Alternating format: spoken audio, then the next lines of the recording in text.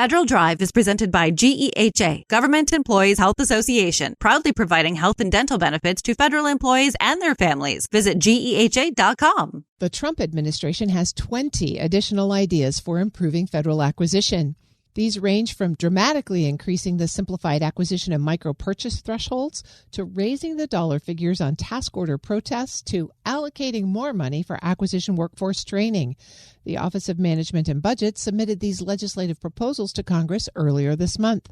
For more on what OMB is asking for, Federal News Network's executive editor Jason Miller joins me now. Jason, great to have you. Thanks, Terry. 20 is a big number for legislative proposals. What are some of the ones that are causing the biggest buzz out there? There's a lot of legislative proposals here, Terry, and 20 seems like a lot. Some of these are repeats from previous years, things that Congress just didn't get around to or didn't have a lot of interest in. And as you and I know, we've been following this a long time. Anytime you want to try to get anything through Congress, you got to tell it to them again, and tell it to them again until it finally kind of registers. But there's a couple here that I think really stand out. And one of them is to increase the simplified acquisition threshold. Currently, it stands at $350,000. They increased it on October 1st, 2025 for an inflation adjustment. But what GSA and OMB really are proposing here is to increase this incredibly high. First of all, they want to go to $500,000 just in that, kind of the regular simplified acquisition threshold. Then for commercial products and services, they want to, over the next 5 years, increase it to $10 million. So $2 million as of September 30th, 2027, $5 million on October 1st, 2027 through September 30th, 2030, and then $10 million after September 30th, 2030. Now, this would be an incredible increase, one that, we just don't see. And I spoke with a couple people, one of them, Alan Thomas, former Federal Acquisition Service Commissioner, and he goes, that is definitely catching a lot of people's attention. He talked about this idea of really pushing the acquisition workforce to use more fixed price and commercial services. And I think this is a way to kind of get that little push through. I also talked with Rich Butel. Rich spent many, many years on Capitol Hill looking at these legislative proposals, working for Oversight and Government Reform Committee in the House. He's now at the Baroni Center for Government Contracting. And Rich also said this is a big thing. This is something that actually the Baroni Center and he really promoted as part of a white paper. He thinks this well past the time to push up these increases to simplified acquisition threshold, as well as, and I haven't gotten to this yet, the micro purchase threshold. He believes that between inflation and other things, the revolutionary far overhaul, it's just time to really take a look at this and increase it. The micro purchase threshold is another area where the administration really wants to increase it.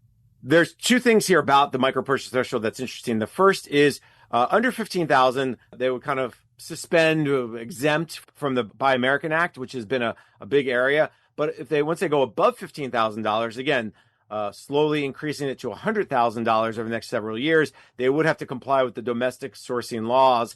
And in fact, part of the proposal would be for GSA to create, we'll call it a very special schedule for Buy American Act compliant goods and services, a way to promote this idea. So I think both of these, the micro purchase threshold, the simplified acquisition threshold, are really of interest to a wide part of the community because of how much they do want to increase it.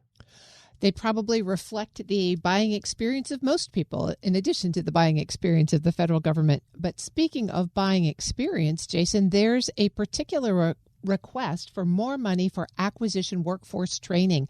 Why is that so important?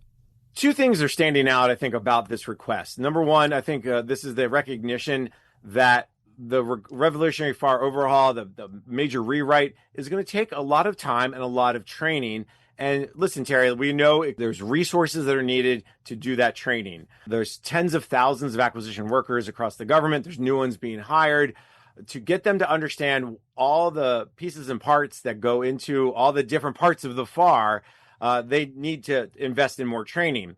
So currently what GSA does is through the Acquisition Workforce Training Fund, they have about 5% of the dollars coming in through the schedules, through the GWACs, the fee. 5% of those fees get pushed into this Acquisition Workforce Training Fund. What the proposal is doing is saying we want to increase it from 5% to 7.5%. So as someone told me, that's a 50% increase in terms of the amount of fees. And this would allow the Federal Acquisition Institute, the Defense Acquisition University, to really spend more time, more money more focus on getting the workforce trained on this revolutionary FAR overhaul. I want to say for years, the lack of funding for acquisition workforce training has been a big issue. Especially, there was not a lot of parity between DoD and the civilian agencies through FAI. DoD funded it well. They put a lot of money into it. The civilians, it felt like more like begging, borrowing, stealing from wherever they could. So the fact that GSA got this money initially through the Acquisition Workforce Training Fund, through the schedule contracts, through the fee structure, was a big win for them. But still, I think they see it as, hey, we need more because of the Revolution FAR overhaul. When you think, Jason, about raising the ceilings on micro purchases and simplified acquisition threshold and increasing training, and you mix that with the other 17 proposals, do you see a theme that's kind of running through all of this? There's two themes that really struck to me. First of all, Alan Thomas said he believes, and based on his experience of working in government and working in industry, that what GSA OFPP is trying to do is bring some parity to the Defense Department and the civilian acquisition world to say, hey, there's a lot of things here that, a acquisition workforce person has to learn both sides, or they only learn one. Oh, I only know DoD, so I don't want to go to the civilian world, or vice versa. I only know civilian, so I don't want to go to DoD. And what we've seen over the last several years is OFPP and the administration pushing, hey, we want parity, so everyone gets trained the same way. You saw that with the changes to the contracting officer representatives, the core requirements, the FACC. I'm getting well into my acronyms here, Terry. So hopefully the audience will either forgive me or understand what we're talking about. But they're trying to get the training all together. Now, I think what they're doing with these legislative proposals is really saying the same thing. And I'll give you an example of one of them that I think stands out. The bid protest authority and the threshold for task order contracts. So you want to buy something off the schedule and the vendor protests it. Well, currently at DoD, it's $35 million over the life of the contract. So the contract has to be worth at least $7 million a year to be protestable. In the civilian world, Congress set it at $10 million. So again, $2 million a year over 5 years. And what they're saying is they want to bring everybody up to $35 million. And that's a pretty big change because a lot of civilian agencies do not have $35 million task orders. NASA, sure. DHS, probably. But, think about places like Commerce or Interior, or even, for instance, SBA or OPM. They're not going to have a lot of, huge task orders in that way. And that probably is also concerning for industry to say, hey, we're going to lose some transparency, the ability to protest, because a $35 million task order at HUD, that's a lot of money. And if I get shut out of that, I want to be able to protest. So I think that's another one where two things here. It's bring some parity to DoD, but also that may upset some apple carts because, again, they're raising the threshold. The other through line here, I think, is GSA saw some challenges and problems over the years that they're trying to fix. One of them is the idea of having task orders where price is only at the contract level versus task order pricing at the top level. So I'll give you an example. Terry, I'm going to buy some widgets. The only price that matters is not the price per widget that I've got my schedule through, but if you're going to buy 10 widgets, you get one price. If you get 100 widgets, you get a lower price.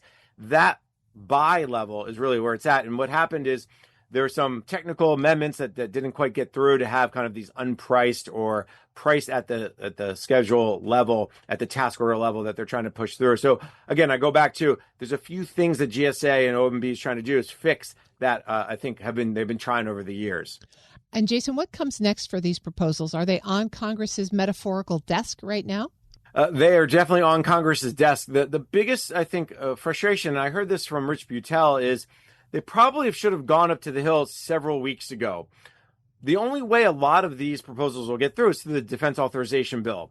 Not a lot of other legislation is going to get through. These are never going to be standalone pieces of legislation. They may get introduced, but usually things get added to the NDAA. So the Homeland Security Government Affairs Committee in the Senate, the House Oversight and Government Reform Committee, and they begin here, and they would be able to add amendments to the NDAA. Unfortunately, we know the House NDAA already passed the House, so that really just leaves the Senate.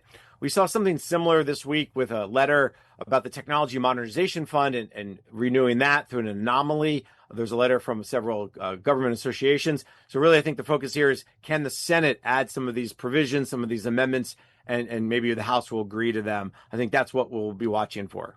That's Federal News Network's executive editor, Jason Miller. Jason, thanks so much for this update.